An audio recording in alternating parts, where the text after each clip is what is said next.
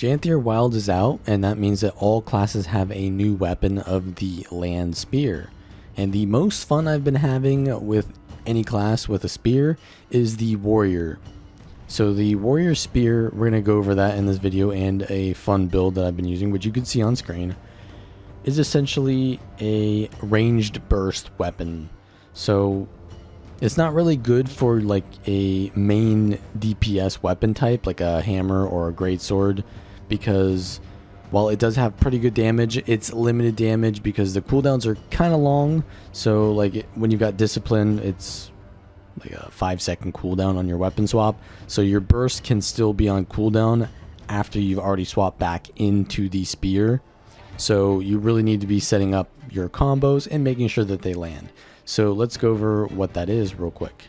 So your auto attack is just ranged, and your 2 skill is a ground target. Put it on the ground and it does a delayed attack.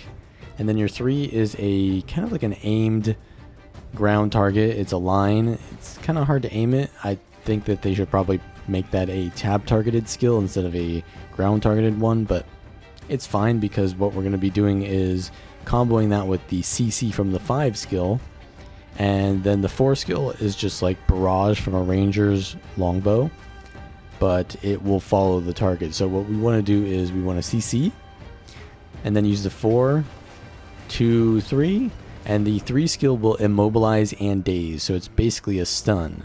So while they're in that combo there, so 5, 4, 2, 3, then you want to use your F1 skill, and that does a decent amount of damage, but it's kind of hard to land the core F1 skill because it's essentially you can't change the positioning and the animation is kind of long. So it's also an evade frame, which is nice, but essentially I'm going to be playing a Berserker build because Spellbreaker doesn't get much value out of the F1 because it scales its damage and it's pretty much only damage. It has an evade frame as well, but unless you want to be like a bunker Spellbreaker, then Spear's not great. But for Berserker, the F1 skill is pretty nice because it has this kind of like, it looks like the sword F1, and we're also using the sword as well on this build. So you just kind of shoot projectiles at the target.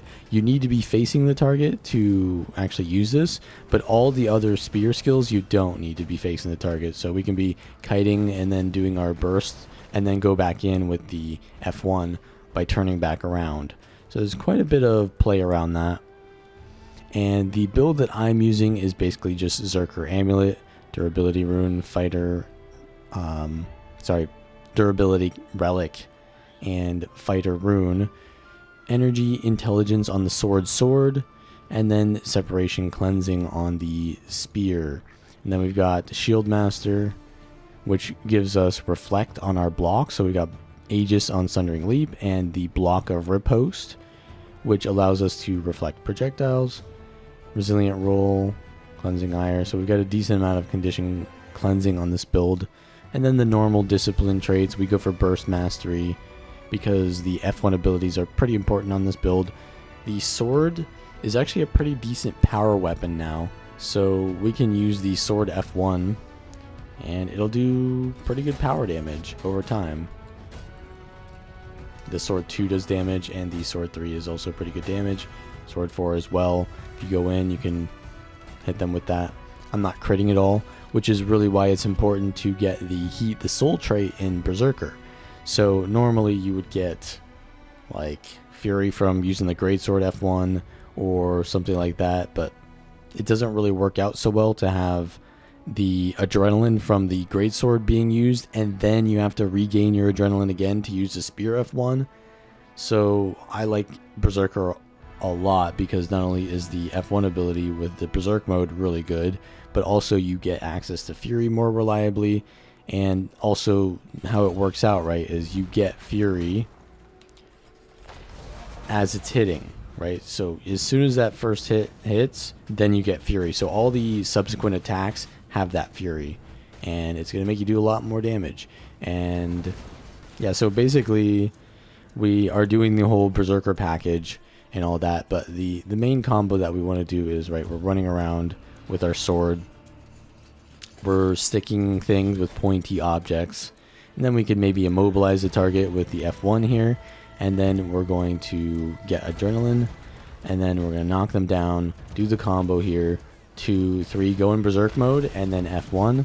And the 4 skill and the F1 skill hitting them while they're immobilized is just going to do a lot of burst damage. And that's, yeah, pretty much the build. So here's a match of me playing this build in a unranked match. Immediately, I'm going to go cap home. We don't really care too much about the outcome of this match. We're just playing unranked, just trying out the build and showing how fun it is and how viable it can be. So essentially, I don't want to be 1v1ing too much because I don't really have a lot of my investment into like on node pressure. While you can do that, you can 1v1. A lot of my build is actually about being mobile because the sword has the leap skill and I have range damage from the spear. So we're going to go to mid here. I put my sword 4 in them and then use my Berserker F1 with the sword. Does a lot of range damage on this build. So you've got the sword F1 in Berserk mode and the spear F1. And they're both these kind of like range projectiles which allow you to just kind of chase targets while being mobile. So it's pretty nice. I use my headbutt here, and I'm going to use my spear abilities, but they actually get hit by my F1, so I use the core F1 there, which is not amazing. I'd rather use the Berserker F1, but if you don't have Berserk mode up, then you can still use it. Now I'm rotating through my burst skills here. I think they had the reflect up, so it reflected my projectiles. I need to cleanse here, but finish them off first by just spamming out my burst. So as you can see, a lot of damage while being able to change my positioning, because I have essentially the sword F1 allows me to move in any direction, and while the spear F1 I have to be facing the target. It's very long range. It's longer range than the sword F1, so it's really good. Now I get Moed here, and I'm just gonna run away. I get Moed again, I think, almost. And I'm just going to kill them while my team is here to help me. Use the basic combo there, the 4 into the 2, the 3. And then we can just, move on to the next kill. I get a nice CC there with my Bull's Charge into my F1. And I can cleave the body with the Spear 4. Now that one does a lot of damage, but it's a decently long cooldown. So you want to make sure that you use it in a situation where you've already baited the enemy's cooldowns. So yeah, the Spear 4 and then the Spear F1 while you're in Berserk mode that's basically your main combo, right? So now here I'm going behind here to line of sight. I can swap to my Spear if I see them come out of stealth. I get bursted though, and I'm going to leave using all the mobility that I have. I'm going to headbutt just for mobility and get some line of sight here. I see that they're still chasing, so I'm going to swap to my sword just to buy a little bit more time with the block, heal, and now I can stick them with my final thrust, use the Spear 4, and the tracking of the Spear 4 finishes them off. So pretty nice damage, and it's kind of hard to counterplay because it just follows you. So they have to dodge or block multiple hits there, which makes it pretty easy to build adrenaline as well. So you get a lot of adrenaline on Spear because of how many times it hits. Whereas Warrior usually has like singular slow attacks, so it builds adrenaline a little bit more. So I don't know if you need Discipline because you build up the adrenaline so fast, but Discipline is pretty good still.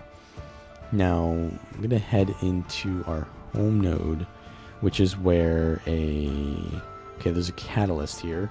I'm going to stick them with my sword, potentially from range. Just go in and get some adrenaline so that I can do my combo here. I try to knock them down from range with the 5 skill, but it doesn't work. But they don't dodge the combo anyways, because they probably don't know what my spear is doing. So that's pretty safe to say on the first day of the expansion, that no one really knows what any of the weapons do. But we're just going to finish them off using our burst skills. Use a Spear F1. It can do quite a bit of damage, and I would say that against enemies who have a lot of sustain, Spear is kind of countered because it's a burst weapon that has a lot of damage in a small window of time, but if you can't follow through and get the kill, then enemies resustain themselves. So that's why it's not like the best duelist playstyle. It's kind of more of like a roamer-ish or DPS, but I would say that maybe spear is not going to be the most viable thing in PvP as a warrior, though it is definitely a lot of fun to play. So we'll see if maybe there's a better build. This is just first day impressions, what I had fun playing. So now we're going to stick the target with our sword abilities, cleave them, and do our 2-3 burst. And then we're going to get some adrenaline here. Use our F1 from range. Get some more adrenaline from the Sundering Leap, and use our next F1. All these range attacks is kind of like, I'd say it's like the first ranged warrior playstyle in a way. It's got a lot of mobility, and yeah, there's the rifle, which is also a ranged playstyle, but it's more of a gimmicky one-shot, whereas this is a more sustainable interactive playstyle, which I think is, for some people, going to be a lot more fun than a, you know, one-shot build, which is just going to instantly die or not have any potential in situations where you're going against projectile reflex or someone who's just up in your face. Whereas a spear has an evade, it has CC. Yeah, so does the rifle, but not in the same aspect where there's more counterplay to it. So here I see that they have a firebrand here, so we don't really want to take that fight. They have too much sustain. Their mesmer, though, is jumping on me. I use my F1, stun break, and try to stun them. I use my F1 and stop touching my mouse so that it aims towards them. And then I'm going to just cast, I get MOA'd actually, so I don't get my CC combo off. But I get out of the MOA, and my team is arriving anyways, so we can come in here and finish them off.